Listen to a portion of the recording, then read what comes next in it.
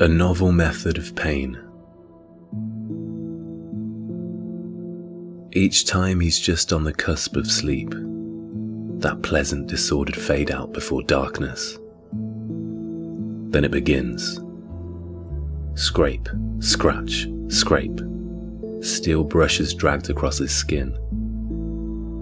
This is the present wake-up call. Yesterday it was a jolt of electricity. The day before, a steady flame held to each earlobe. The masked men both have industrial ear defenders on, likely as much to block out his screams as the horror playing full blast through the speakers. Piercing tones, screeching, wailing, buzzing, droning. A cacophony composed in hell, constantly changing, lest he grow accustomed to the current dreadful phase. "Just kill me!"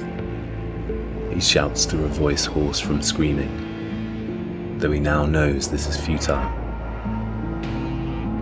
The torturers work in shifts, a rotation of pairs, all male from what he can tell. One tall, one short, the other four around average height. The first task of the pair working shift number 1 was to make him a eunuch. He was strapped naked to a cold steel table while they went about their work, slowly slicing away his manhood, making the job as drawn out and excruciating as possible. The ear defenders must be of the highest spec for them to have drowned out the sounds he made that day.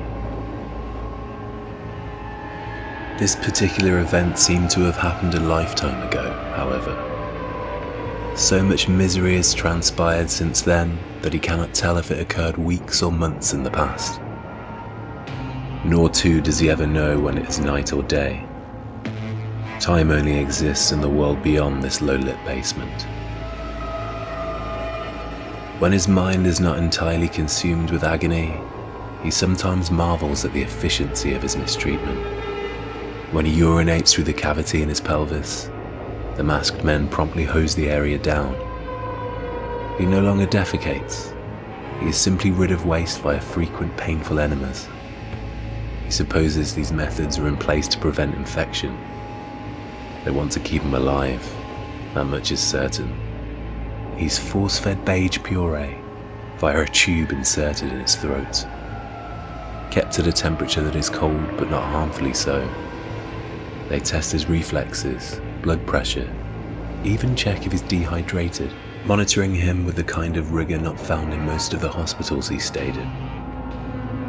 He's been permitted to sleep deeply a handful of times since this ordeal began, which he assumes is also tied in to the malevolent goal of keeping him alive.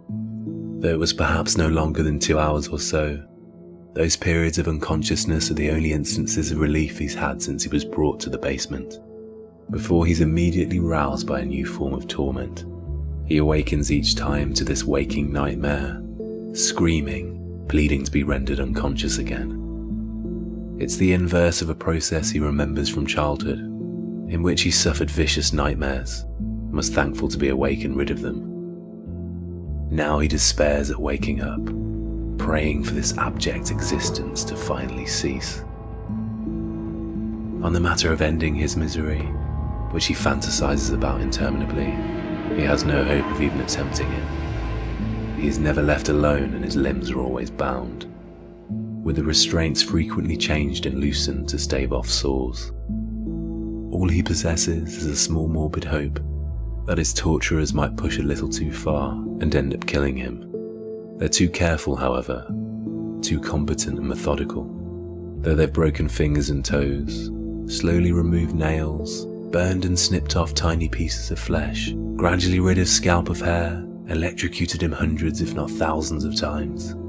Nothing they do is life-threatening, and each day they conduct their medicals, checking that his levels are all still compatible with life. His adrenal glands must be entirely exhausted, his cortisol levels extreme. But all the while he remains just healthy enough to endure a new day of suffering, to experience a novel method of pain. The walls in the basement are bare, aside for 2 blown-up photographs on the wall. These images are embedded in his brain now. He still sees them when he closes his eyes. Presently the old pair leave and the new enter. Dental work is apparently on the agenda today. The piercing hell score screeches out through the speakers as the drill plunges into his mouth, which is clamped open while his head is fixed in place. Spirals of excruciation flood his brain, and his only wish is that the driller will slip and sever an artery. At an indeterminate time before, he was working his day job. He mopped a lino floor while the blonde twins diligently watched him, both looking resplendent and beautifully absurd in their tiny blazers and ties. He'd earned their trust now. All there was left to do was pick his moment. He was well aware that the weakness in him centered more around giving in than the weakness itself. He knew that surrendering to what came naturally was an unnaturally depraved compulsion in this world of norms and virtues.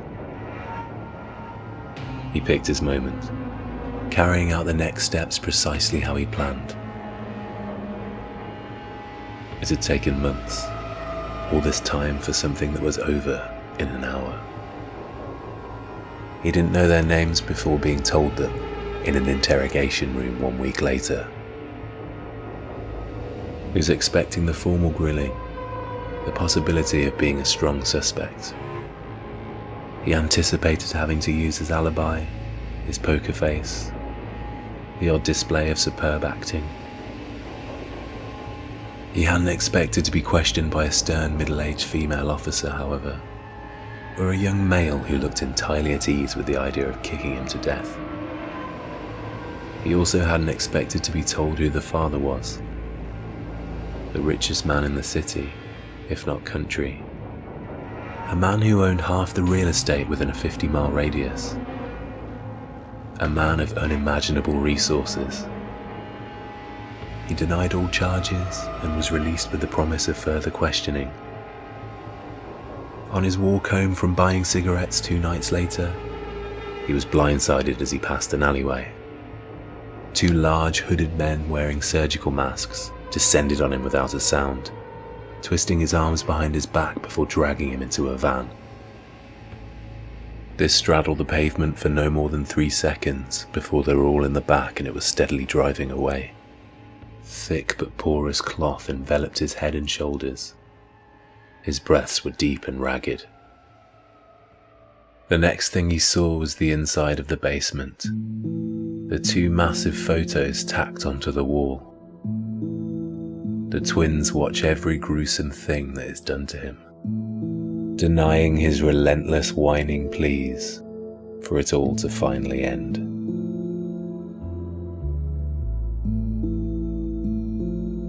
Hello, James here.